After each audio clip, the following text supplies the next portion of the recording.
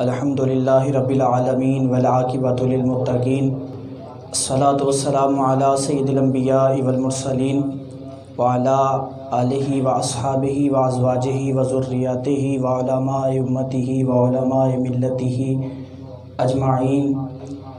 قال اللہ تبارک و تعالی فی شان حبیبہ مخبرا وعاملا، ان اللہ وملائکتہ یصلون علی النبی یا ایہا الذین آمنوا صلوا علیہ وسلموا تسلیما۔ بآواز بلند محبت کے ساتھ الصلاۃ والسلام علیک یا رسول اللہ وعلی آلک واصحابک یا حبیب اللہ، الصلاۃ والسلام علیک یا رسول اللہ۔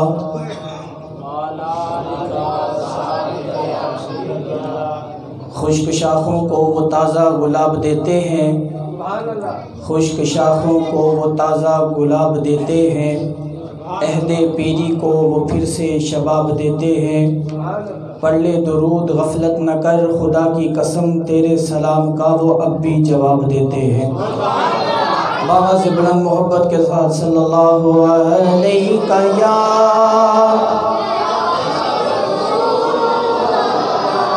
وسلم علیک یا حبیب اللہ صلی اللہ علیہ۔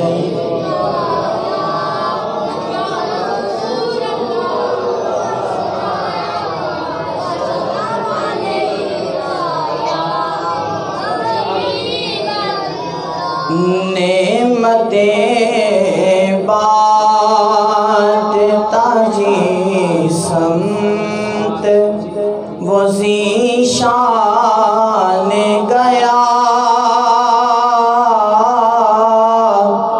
نعمتیں بانٹتا جی سمت وہ ذیشان گیا،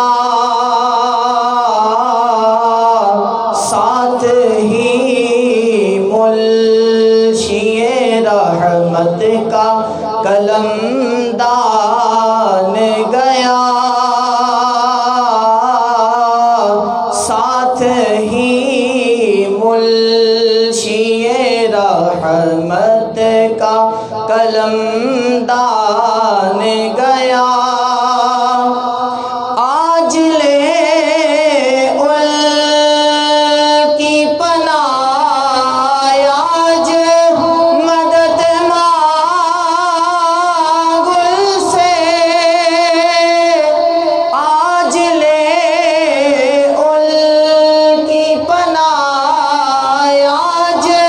مدد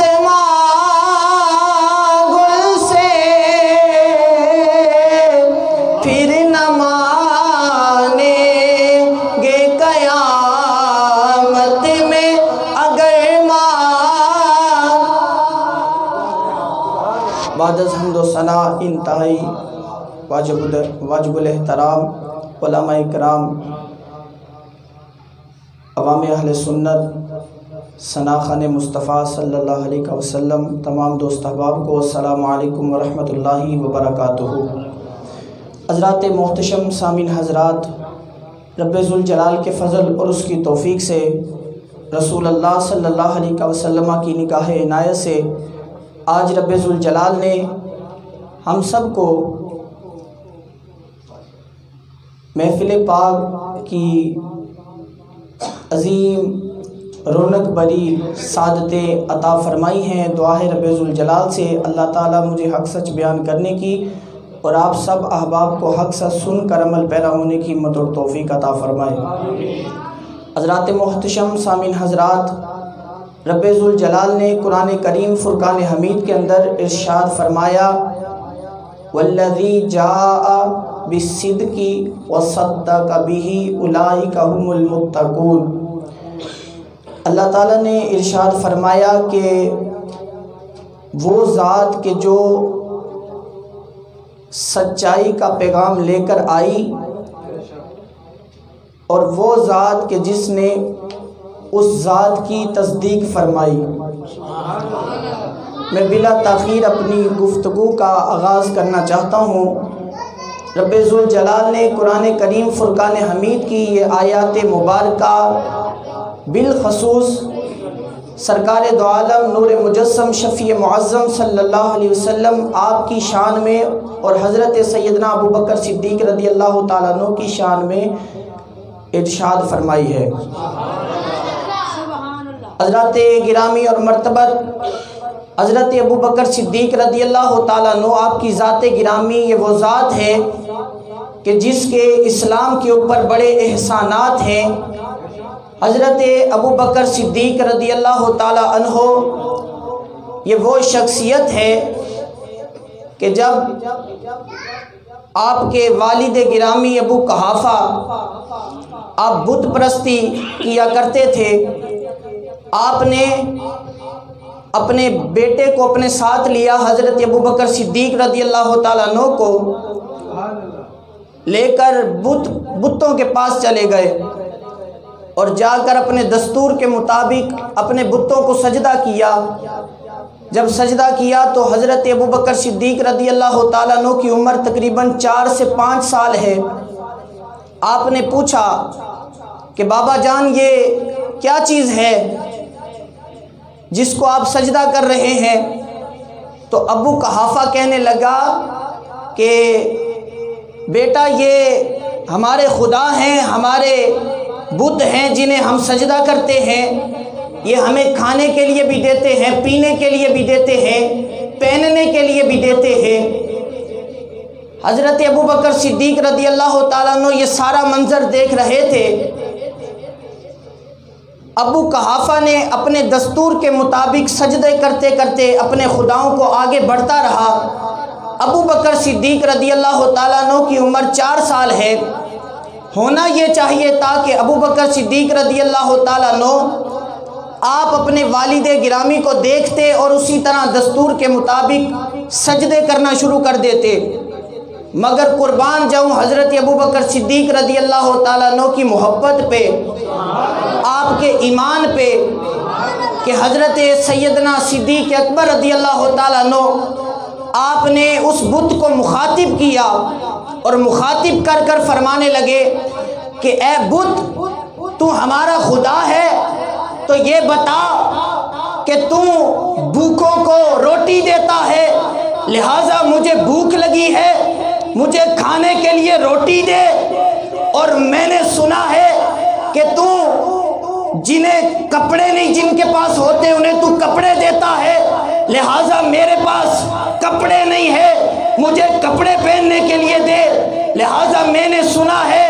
کہ تو جو ہے کہ پیاسوں کو پانی دیتا ہے، مجھے پانی دے۔ رب کعبہ کی قسم، وہ بت کیا دیتا، وہ کیا دے سکتا تھا؟ وہ جھوٹا تھا، وہ کچھ دے نہیں سکتا تھا، مگر ابو بکر صدیق رضی اللہ تعالیٰ عنہ آپ سچے تھے، آپ کی صداقت سچی تھی۔ آپ نے پتھر اٹھایا اور پتھر اٹھا کر اس بت کے منہ پر دے مارا۔ رب کعبہ کی قسم، محدثین، مفسرین، شارحین، مورخین، محدثین فرماتے ہیں اس بت کے منہ کے ٹکڑے ہو گئے، اور جب ابو قحافہ کو پتہ چلا، ابو قحافہ جلال میں آ گیا اور ابو قحافہ کہنے لگا اے ابو بکر، تو نے ہمارے خداؤں کو توڑ دیا ہے۔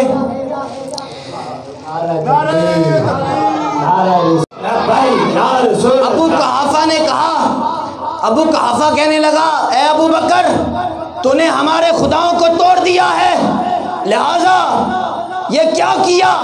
ابو بکر کہنے لگے اے میرے والد گرامی، یہ آپ کے خدا ہوں گے، یہ آپ کا جو ہے کہ آپ کا خالق ہوگا، آپ اسے پوجتے ہیں تو آپ پوجیں۔ رب کعبہ کی قسم، میرا رب وحدہ لا شریک ہے، میرا رب پاک ہے، میرا رب تو وہ ہے کہ جو جسم سے بھی پاک ہے۔ فرمایا میرا رب کسی یعنی اس جسم کا محتاج نہیں، میرا رب تو نور سے بنا ہے، میرا رب تو نور ہے۔ فرمایا میرا رب جسم کا محتاج نہیں، فرمایا تمہیں تمہارا بت مبارک ہو، مجھے میرا رب مبارک ہو۔ جب ابو قحافہ جلال میں آیا، پیچھے بھاگا ابو بکر صدیق رضی اللہ تعالیٰ عنہ، گھر چلے گئے۔ جب گھر گئے، گھر جا کر اپنی والدہ کے جو ہے کہ دوپٹے میں چھپ گئے۔ جب چھپے، حضرت ام سلمہ رضی اللہ تعالیٰ عنہ آپ کی والدہ، آپ مومنہ ہیں، آپ اسلام قبول کر چکی، آپ نے کہا کہ اے ابو قحافہ کیا معاملہ ہے؟ ابو قحافہ کہنے لگا میرا جو ہے کہ ہمارا جو خدا ہے اسے توڑ کے آ گیا ہے، اس کا ستیہ ناش کر آیا ہے، اس کا بیڑا غرق کر آیا ہے، لہٰذا اس کا کچھ رہا نہیں۔ اب یہ الفاظ ابو قحافہ کے تھے۔ حضرت ام سلمہ رضی اللہ تعالیٰ عنہ فرماتی ہیں کہ ابو قحافہ وہ جو تم جسے خدا مانی بیٹھے ہو وہ جھوٹا ہے، بدکار ہے، مکار ہے، وہ خدا نہیں ہے۔ کہا کیسے، تجھے کیسے پتہ چلا؟ کہا یہ تو 4 سال کی عمر ہے، جب ابو بکر صدیق میرے پیٹ میں تھے تو میں بتوں کو سجدہ کرنا چاہتی، جھکنا چاہتی، عاجزی کرنا چاہتی، تعظیم کرنا چاہتی، اس کی توقیر کرنا چاہتی، مگر ابو بکر صدیق رضی اللہ تعالیٰ عنہ مجھے ان بتوں کے آگے جھکنے نہ دیتے۔ میں نے کہا معاملہ کیا ہے؟ معاملہ یہ ہے، یاد رکھو کہ رب ذوالجلال سب سے بڑی غیرت والا ہے۔ رب کو پتا تھا کہ میرا محبوب کا یار سیدنا صدیق اکبر رضی اللہ تعالیٰ عنہ میرے یار، میرے محبوب کا یار غار بھی ہوگا، یار مزار بھی ہوگا، ہم سفر بھی ہوگا، اعلان نبوت سے پہلے بھی ساتھ ہوگا، اعلان نبوت کے بعد بھی ساتھ ہوگا، مگر قیامت تک کوئی کالا میرے یار کے یار پہ تنقید نہ کرے۔ فرمایا میں نے اپنے یار کے یار کی حفاظت اس طرح کرنی ہے کہ کسی کو میرے یار پہ نقص نکالنے کا موقع نہ مل جائے۔ یہ حضرت ابو بکر صدیق رضی اللہ تعالیٰ عنہ کی ذات گرامی ہے، اور آپ کی ذات گرامی اگر بیان کرتے رہیں رب کعبہ کی قسم وقت ختم ہو سکتا ہے، ہماری زندگی ختم ہو سکتی ہے، مگر ابو بکر صدیق رضی اللہ تعالیٰ عنہ کے اسلام پہ احسانات ختم نہیں ہو سکتی، محبت کے ساتھ اسلام پہ احسانات ختم نہیں ہو سکتے۔ اے ساؤنڈ ڈالے تھی میرے نہ پتہ نہیں دشمنی ایک کو نے بالکل بند کیتا۔ تو آپ نے یہ چند گزارشات، یہ آخری بات کر کے میں آپ سے اجازت چاہوں گا۔ ابو بکر صدیق رضی اللہ تعالیٰ عنہ، آپ کو صدیق کا لقب کیسے ملا؟ جب آپ سرکار دو عالم صلی اللہ علیہ وسلم معراج شریف پر گئے، واپس آئے، ابو جہل جو تھا نا وہ مذاق اڑاتا تھا، اور وہ کیا کہتا تھا کہ محمد بتاؤ کوئی آسمان سے کوئی وحی تو نہیں آئی، رب کا ارشاد، کوئی فرمان، کوئی نئی خبر بتاؤ۔ تو ابو جہل مذاق کرتا تھا، حالانکہ یہ سوال توجہ طلب ہے کہ یا رسول اللہ کوئی رب کا فرمان تو نہیں آیا، کوئی رب کی وحی تو نہیں آئی، کوئی نیا حکم ہمارے لیے آیا ہو۔ مگر ابو جہل مزاحیہ طور پہ کہتا تھا، مگر وہ تھے معصوم عن الخطا۔ کیا تھے؟ سرکار کیا ہیں؟ معصوم عن نبی اور فرشتے کیا ہوتے ہیں؟ معصوم عن تسی سارے بولو کی ہوندے نے؟ معصوم عن الخطا، معصوم عن اور صحابہ اور اہل بیت کیا ہوتے ہیں؟ محفوظ عن الخطا۔ کیا ہوتے ہیں؟ محفوظ عن الخطا۔ اب معصوم کا مطلب کیا ہے؟ معصوم کا مطلب ہے کہ معصوم کوئی غلطی کر نہیں سکتا، اللہ تعالیٰ نے اس کے اندر کوئی خطا کی، عیب کی، نقص کی کوئی گنجائش ہی نہیں رکھی۔ اور جو محفوظ عن الخطا ہے، یعنی نبی کے بعد صحابہ اور اہل بیت اور امت کے خاص بزرگ، وہ کیا ہیں؟ محفوظ عن الخطا۔ آج لوگ اہل بیت کو بھی معصوم عن الخطا کہہ کے نبیوں سے بھی اوپر ٹائٹل دینا چاہتے ہیں۔ اب جس وقت حضرت ابو بکر صدیق رضی اللہ تعالیٰ عنہ ابو جہل کو جب سرکار معراج شریف سے واپس آئے تو سرکار نے فرمایا کہ میں رب کے پاس گیا تھا، اللہ مکان کی بلندیاں دیکھ کر، معراج کر کے مسجد حرام سے مسجد اقصی کی سیل کر کے آیا ہوں، یہ پہلے بھی آپ نے سنا ہوگا، مگر جو میں آپ کو رنگ دوں گا انشاءاللہ پہلی مرتبہ سنا ہوگا۔ ابو بکر صدیق رضی اللہ تعالیٰ عنہ اپنے گھر پر رونق افروز ہیں۔ ابو جہل جب سرکار سے پوچھتا ہے کہ کوئی رب کا نیا فرمان، کوئی ارشاد، کوئی حکم، تو رسول اللہ صلی اللہ علیہ وسلم معصوم عن الخطا ہیں۔ کیا ہیں؟ رٹ لو، معصوم عن الخطا ہیں۔ کیا ہیں؟ معصوم عن الخطا ہیں۔ اب جب یعنی کوئی جھوٹ نہیں بول سکتے، رب کے حکم کا جو فرمان ہے وہی بولتے ہیں۔ اب جب سرکار نے فرمایا کہ میں رب کے پاس گیا تھا، رب ذوالجلال نے مجھے مسجد حرام سے مسجد اقصیٰ کی سیل کروائی، میں لامکاں کی بلندیاں دیکھ کے آیا ہوں۔ ابو جہل اپنے علم میں جاہل تھا، بہت بڑا جاہل تھا۔ اس کو ایک پوائنٹ مل گیا، نقطہ مل گیا، اس نے دوڑ لگائی سب سے بڑے عشق والے کے پاس۔ ابو بکر صدیق رضی اللہ تعالیٰ عنہ کے گھر پہنچا، جا کر دستک دی اور دستک دے کر کہنے لگا، ابو بکر صدیق آئے، کہا ابو بکر اگر کوئی کہے کہ میں راتوں رات مسجد حرام سے مسجد اقصیٰ کی سیل کر آیا ہوں، آپ کو میں بتاتا ہوں کہ مسجد حرام سے مسجد اقصیٰ کا وایہ کتنا ہے۔ اگر بندہ 1 مہینہ پیدل سفر طے کرتا رہے اور چلتا رہے مسلسل 1 مہینہ، مسافرت کے بعد جب سفر طے کرتا رہے، پھر جا کر مسجد حرام سے مسجد اقصیٰ پہنچتا ہے اور واپس آئے تو پھر 1 مہینہ، کہا 2 مہینے تو ایک سائیڈ پہ۔ اے ابو بکر بتا، اگر کوئی یہ کہے میں راتوں رات مسجد اقصیٰ سے مسجد حرام سے مسجد اقصیٰ کی سیر کر کے واپس آ گیا ہوں، ابو بکر کیا تو ماننے کے لیے تیار ہے؟ کہا ابو جہل مجھے یہ بتا کہ یہ کہا کس نے ہے؟ کہا جس نے بھی کہا ہے تو بتا، کیا یہ بات سچ ہے کہ جھوٹی؟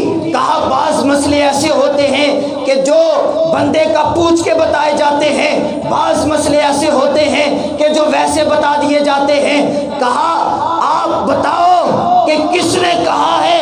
ابو جہل نے کہا ابو بکر آپ بتاؤ کہ یہ مسئلہ ماننے میں آتا ہے کہ نہیں؟ کہا کہ آپ بتاؤ، تو بتا کس نے کہا ہے؟ کہا تیرے نبی نے کہا ہے۔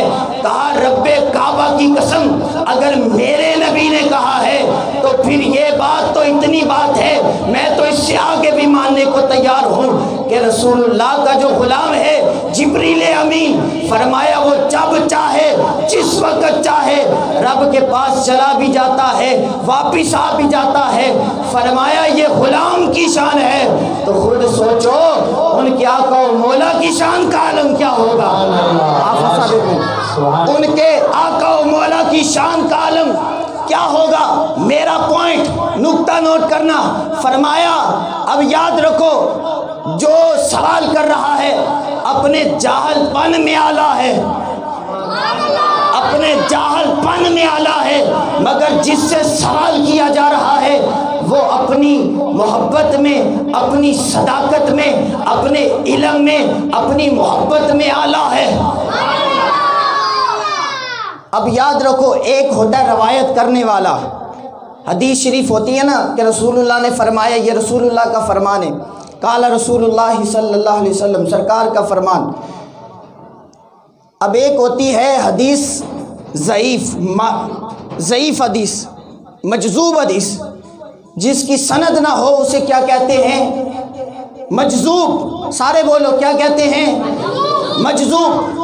اس کو چھوڑ دیا جاتا ہے کہ اس کی جو روایت کرتا ہے اس کے استاد کو دیکھا جاتا ہے کہ اس کا استاد کون ہے، پھر اس کے استاد کو دیکھا جاتا ہے، یہ سند ہوتی ہے استادوں کی۔ فرمایا جس کے استاد کے عقیدے میں شک نہ ہو، جس کے استاد یعنی عقیدے کا بھی سچا ہو، روایت بھی اس کی ٹھیک ہو، اس کو صحیح روایت کہا جاتا ہے۔ اور جس استاذ کی یعنی استاذ میں کوئی کمی آ جائے اس کو، یا جو موقع پہ موجود نہ ہو اس کو مجذوب کر کے چھوڑ دیا جاتا ہے۔ توجہ رکھنا، اس حدیث کو مجذوب کر کے، اور بولو تو صحیح نا۔ ابو جہل جب حدیث لے کر آیا رسول اللہ کی، جب حدیث لایا، اب حدیث ہے مجذوب، حدیث ہے کمزور، سند ہے کمزور، سند ہے کمزور، حدیث کمزور ہے۔ کافر مرتد ہے، وہ رسول اللہ کا فرمان سنا رہا ہے۔ ابو بکر نے فرمایا کس نے بتایا ہے؟ کہا رسول اللہ نے۔ کہا خدا کی قسم اگر رسول اللہ نے فرمایا ہے تو صدیق ماننے کو تیار ہے۔ فرمایا رسول اللہ کا فرمان ہے، فرمایا جو بھی ہو بیان کرنے والا ختم نبوت بول بہو کے سو گئے سارے نعرہ رسالت نعرہ حیدری لبیک لبیک لبیک ہے، شان رسول اللہ کی ہے تو صدیق اکبر ماننے کو تیار ہے۔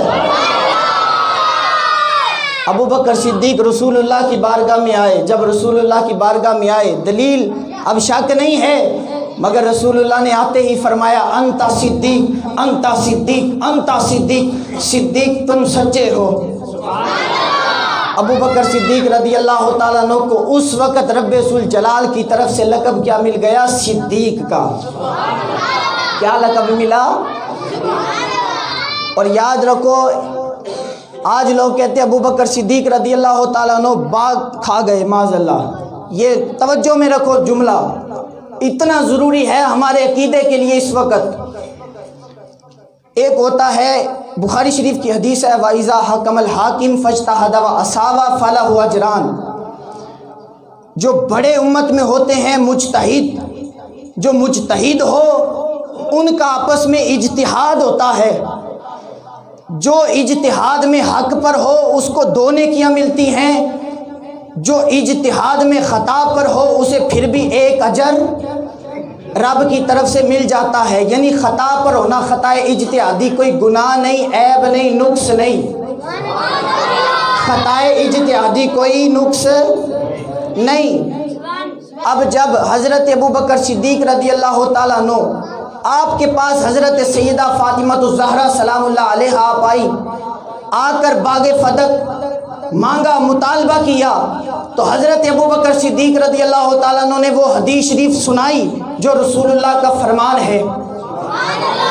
کیا کہ نبی کے وصال کے بعد نبی کی وراثت جائیداد پراپرٹی نہیں ہوتا، نبی کی وراثت علم ہوتا ہے۔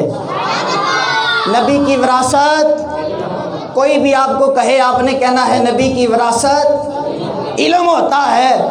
اب جب آپ نے آ کر مطالبہ کیا تو آپ نے کیا ارشاد فرمایا کہ رسول اللہ کا فرمان ہے کہ نبی کے وصال کے بعد نبی کی وراثت علم ہوتا ہے، جائیداد نہیں ہوتا۔ یاد رکھنا یہی تو ابو بکر صدیق رضی اللہ تعالیٰ عنہ کی حدیث نے ہمیں بتایا کہ یاد رکھو اگر کوئی جھوٹا نبی، کوئی کانا لاہور میں بیٹھ کر یہ کہے کہ میں نبی ہوں اور نبوت کا دعویٰ کرے اور نبی کہے اور مرنے کے بعد وصیت کرے کہ میرا چھوٹا پلاٹ لاہور والا میرے چھوٹے بیٹے کے نام، بڑا پلاٹ قادیان والا میرے بڑے بیٹے کے نام، فرمایا ابو بکر صدیق حل کر گئے، فرمایا جو جائیداد تقسیم کرے وہ نبی نہیں ہے، اور جو علم تقسیم کرے وہ جھوٹا نہیں ہے، وہ سچا ہے۔ ہم بھی ابو بکر صدیق کے ماننے والے سچے ہیں، اسی لیے ہمارا ایمان اور عقیدہ ہے صبح قیامت تک رب کعبہ کی قسم ابو بکر صدیق کی صداقت بھی سچی ہے، ابو بکر صدیق کی صداقت کے ماننے والے بھی۔ اللہ تعالیٰ اسی پر ہمارا خاتمہ فرمائے۔ وآخر دعوایا ان الحمدللہ۔ ماشاءاللہ جی۔